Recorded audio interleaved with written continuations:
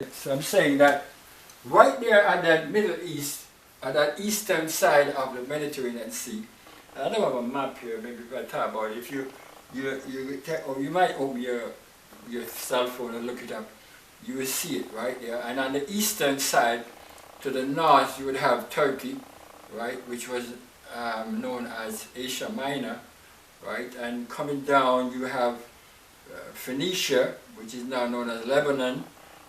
You'd have Syria, Phoenicia, coming down to Israel, which name was changed to Palestine by the Romans, and down the bottom to the south you'd have Egypt, and you would go all the way back with Libya and all of it, going right back to get over to way over to the western side would be the Straits of Gibraltar, right? On the north, going around, you would have Cyprus and Greece, and coming down Italy, coming around to Spain, right? All of these nations coming all along there. And that's where civilization developed. So Daniel is seeing his vision happening at the center of, as you say, where it's at. Okay? That's where it's at. He saw the four winds striving on the great sea. And he's talking about four winds because, of course, we have the east, the west, the north, and the south. Okay? And that's it. And as I said, you don't understand about wind. The Bible talks about the wind. God bring the wind out of his treasuries, and the wind goes in a circuit, and nobody understands how it works. You can watch it, feel it, I would really say, and see what's going on, but you don't know how all of a sudden a tornado just develops, a hurricane just develops, because it was clear blue sky, all of a sudden something develops. Okay?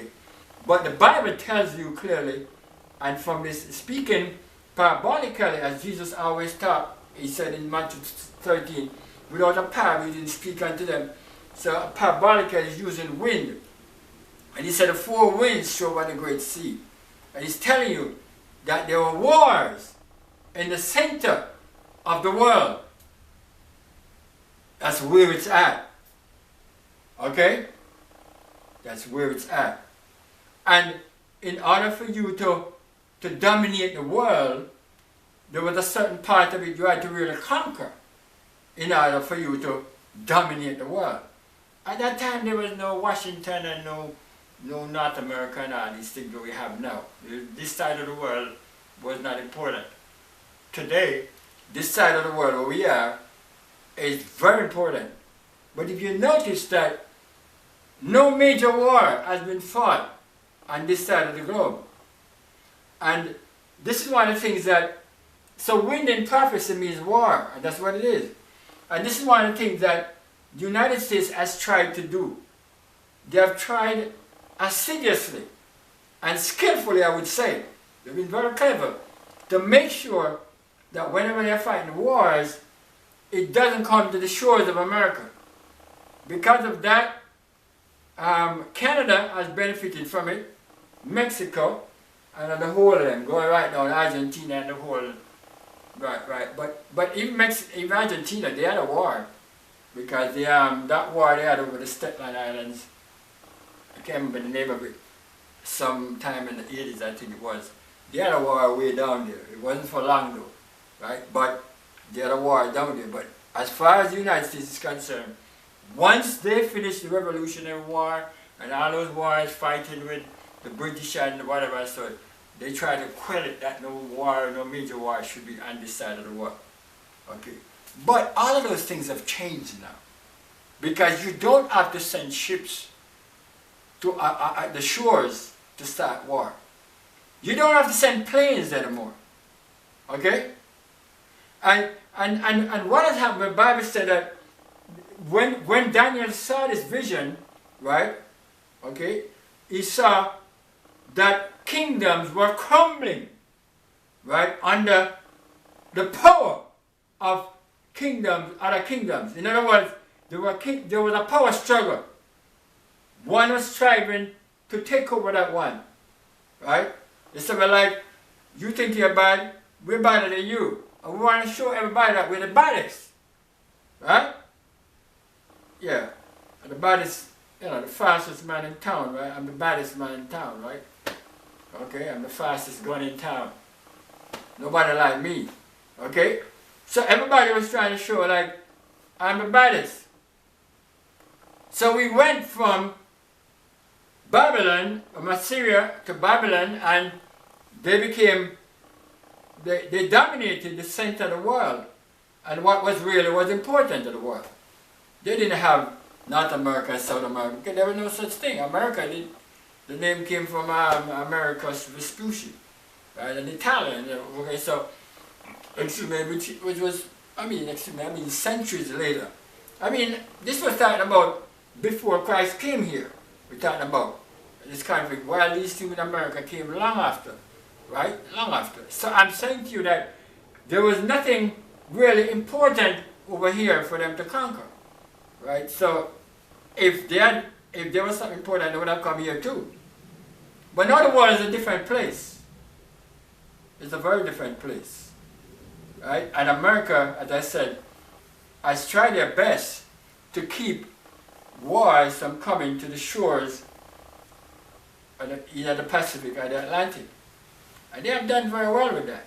But we are in trouble today because we don't need that for war to hit us. For anybody. You don't need no ship to go there, no tanks to go there. Right? You don't need planes to go there. You know? I never liked the idea of this thing they kept talking about with drones. And they were talking about drones at first as if it was like it was a kite. And if it was you make a plane, a tarred plane. And from the beginning, I never liked the idea of a drone.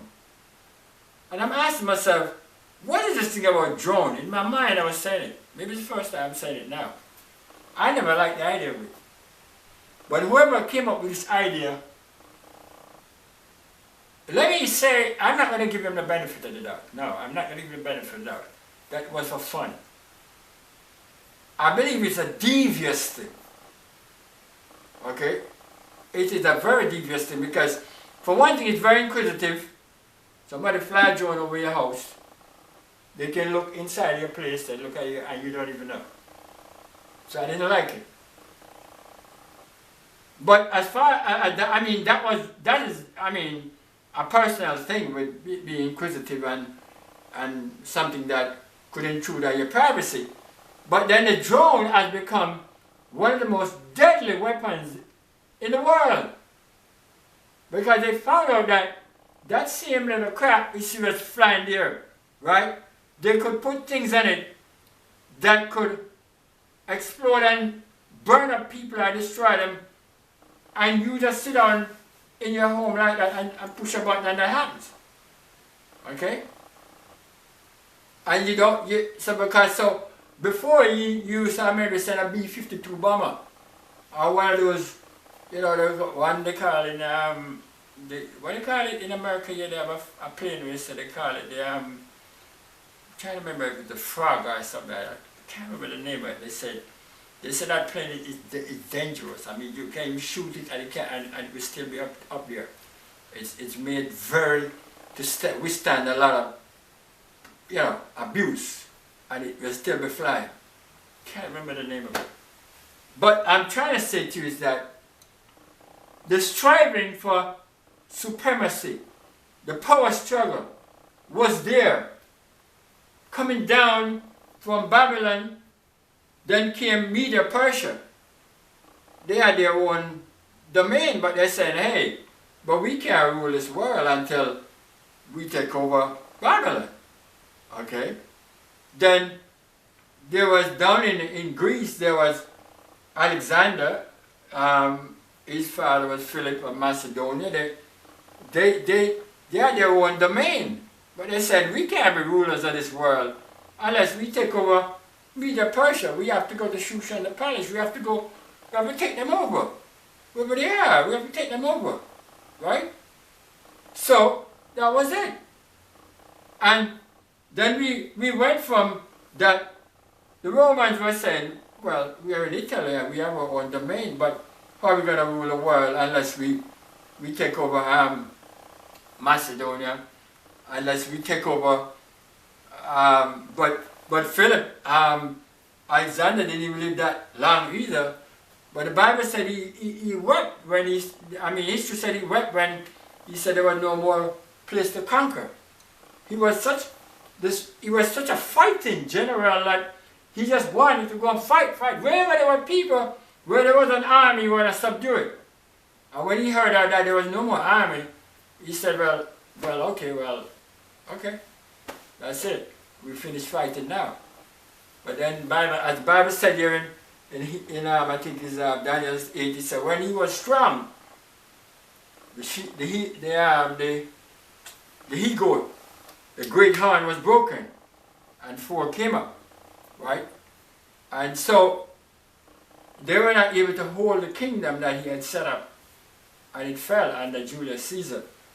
And Julius Caesar was no easy guy now, you understand? Because he was the one who was going to Europe, all this, wherever there were armies, he was going there, Okay, he was going there. And he was going there, that's why he was going. And they developed their Roman Empire. And they were very brutal.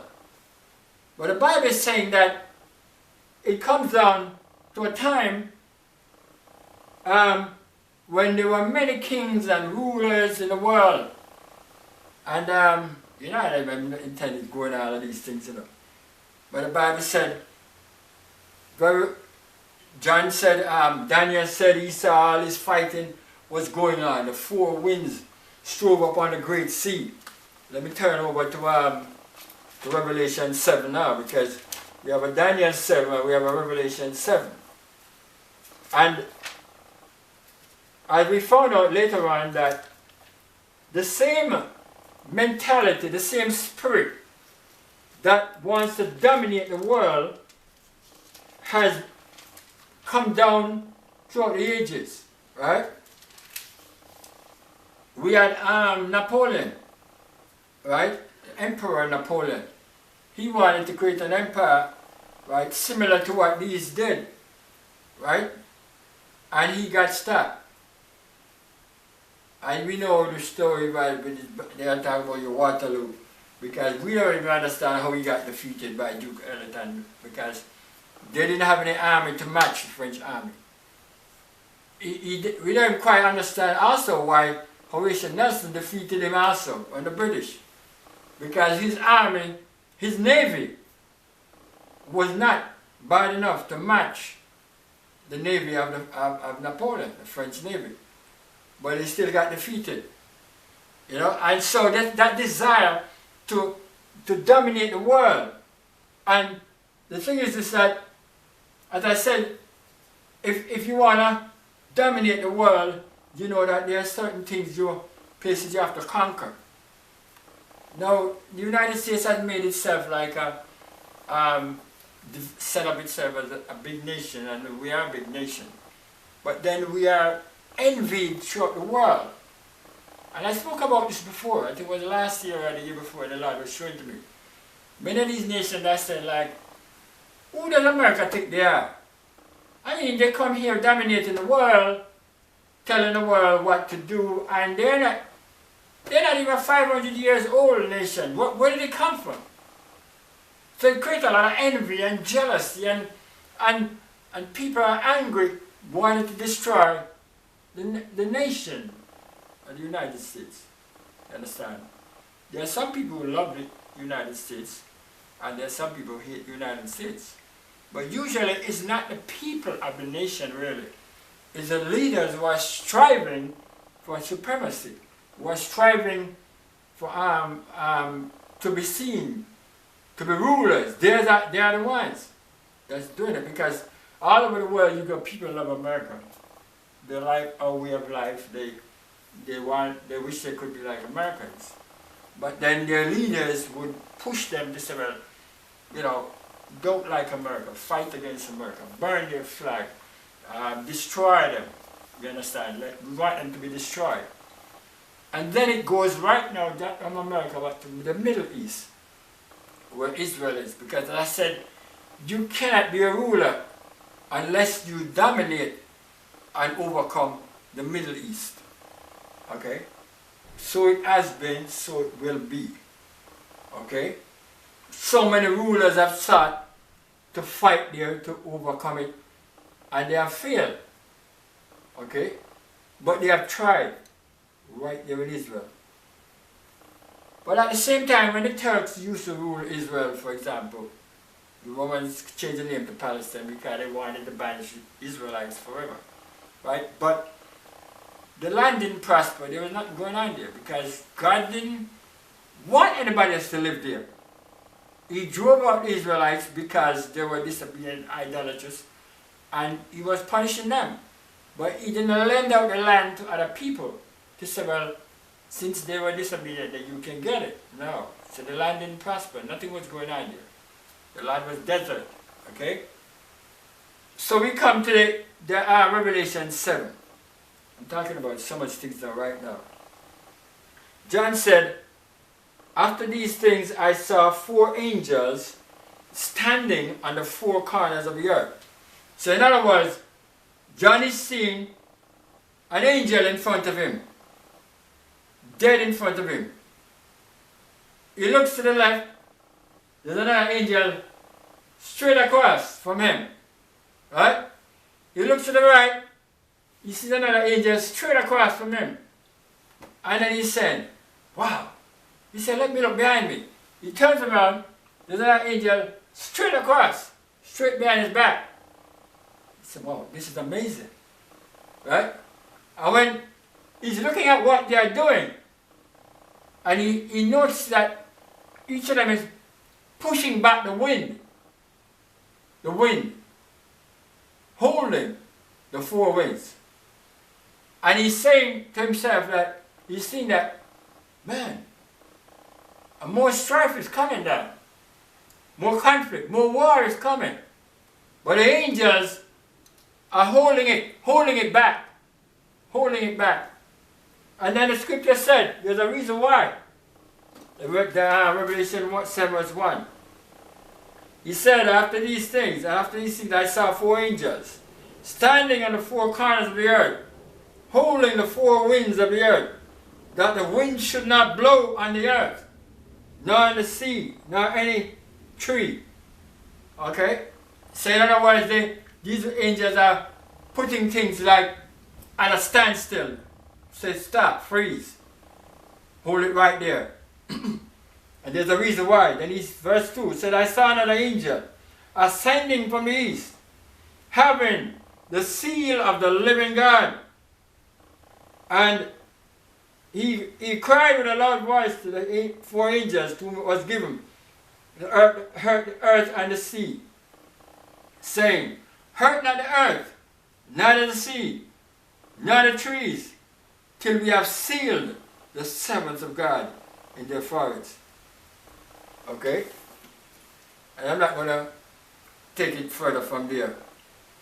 So there's a reason why God had the angels to hold the 4 winds. My God.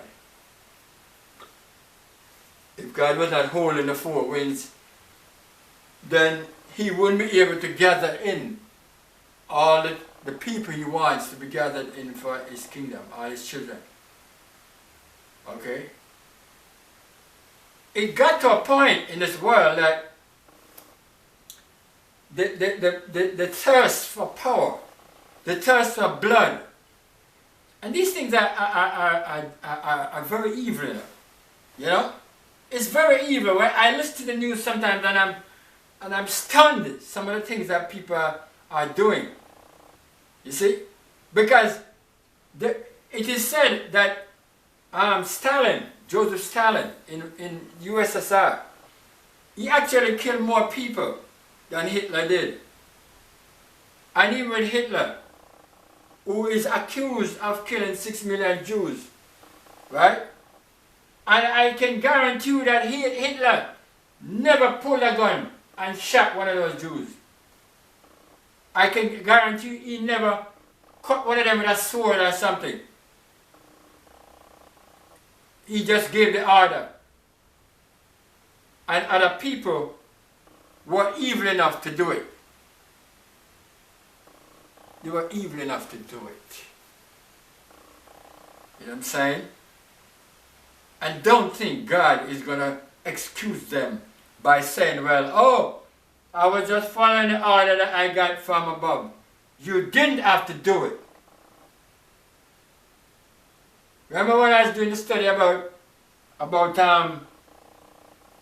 when I spoke about, I can't remember the title of it, but I spoke about what happened with David with Jonathan, right? And how this evil came out of this whole thing that David never expected, because he didn't know that Saul was going to turn against him to try to kill him. Okay? And when David went to Ahimelech, Ahimelech didn't know David was running from Saul. So he gave him Goliath's sword, because David didn't have any weapon. He gave him food and all that. And somebody went and snitched on David, and snitched on the priest, and told Saul what happened. When Saul came down, he didn't ask him what happened. I give one explanation. He just accused him. He said, you're guilty of death and you need to die.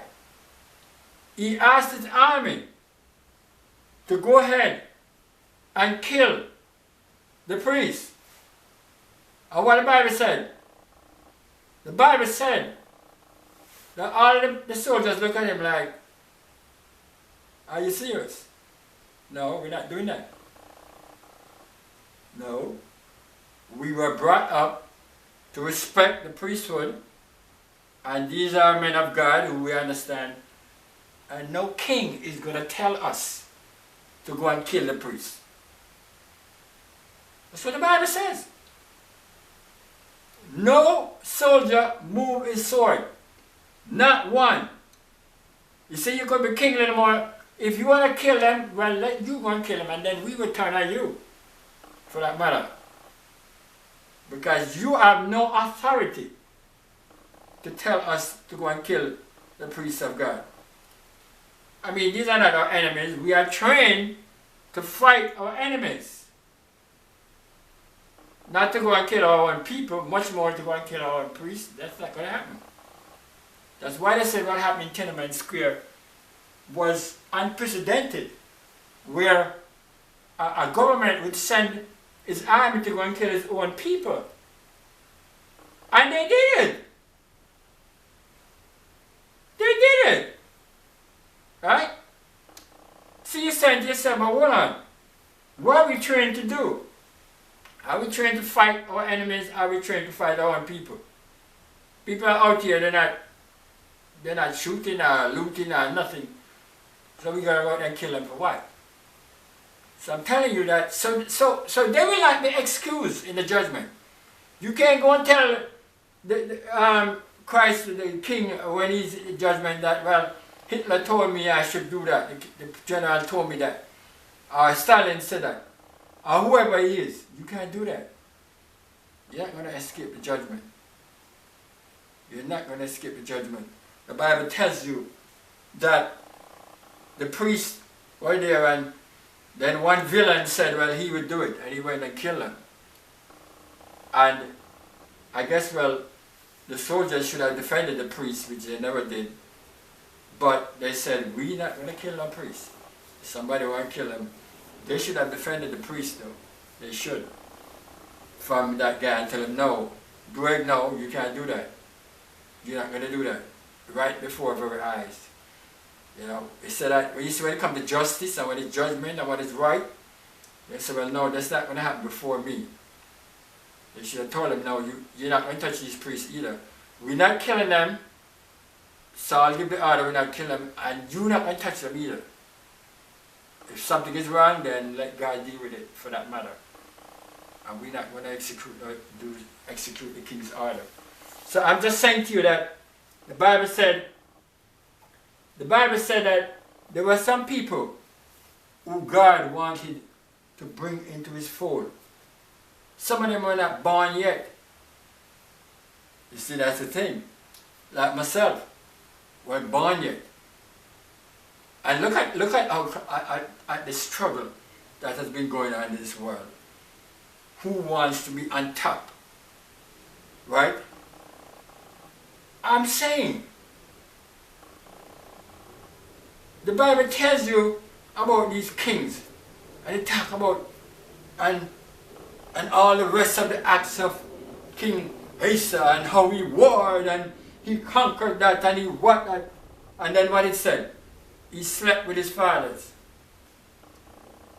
And sometimes it's even said that they didn't even bury him honorably because of the life he lived. Okay? So he warred and he did this and he built that and he whatever so forth. But what happened when he's dead? What happened? He's going to die. Just like the very same people he killed. Right? And sometimes he doesn't get an honorable burial, but whether honorable burial or not, they all go into the ground. And the worms eat the body. You think the worms are going to say like, well, this is the king, I'm not going to eat his body? What difference does it make? If you're walking out the forest and a lion is there hungry and you say, well, he's the king or the president, you think the lion will say, oh, he has a crown on his head, I can't attack him. All the lion is smelling is the blood. That's all it's concerned. You go in the water, the shark, all the shark is smelling the blood. That's all he's concerned about. And his mouth is going right to where his smell is. It's going right there, and then the mouth will be wide. The alligator the same thing, right? Why do they really care? What the difference it is? So I'm saying after all of what these men have killed millions and millions of people, right? And they don't consider to themselves, like, what is the purpose of all of this? Okay?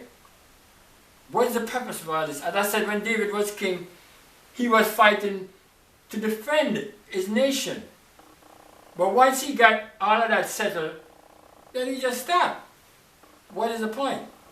Keep on fighting, you want to establish a kingdom here, you want to go down to Egypt, you want to go down, of course, David, yeah. But God is going to say to him, go to Egypt for what? When Moses was coming out of, coming into the Canaan, God told him specifically, he said, these people are Moabites, don't trouble them. Leave them alone. These people are so, don't trouble them. He said, that's their land. These people, don't trouble them. I'm sending you to a certain place, and that's where you're going to fight. Okay? You're not out here to fight every last person who you come across. Okay? And to meddle with other nations and get involved with everything what they're doing. You are going somewhere, and that's where I'm sending you. Okay? And then when you got to Sion, king of the Amorites, or king of Grecia, then the Lord said, okay, now you can get the army in motion. Because this is where I want you to be. So these nations are going to conquer. So David knew his bounds and where he had to go. And when he was established his kingdom, and over there, some of these places he didn't really conquer them, he just make sure that they send him certain amount of tribute so they understand, well, they don't come fighting with it. But they still live their own life wherever they were. He didn't even go over there and say to them, so, well, you know, you must live the Jewish life, or you must live, like, no! He just wanted to know that he had peace within his own borders. What about that spirit today? Right? What about that spirit among nations? It's not there. And I'm not going to say America is an exception. Because nations are always meddling to other nations' affairs and doing what they want to do. And sort of wanting them to live a certain way. And this constant fighting of the four winds, striving, right? Conflicts about to explode, right?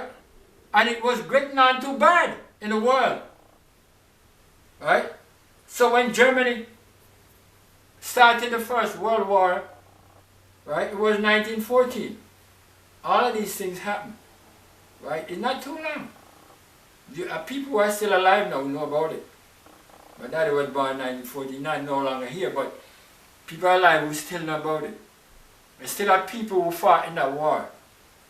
And out in the whole thing came out this influenza thing, which with something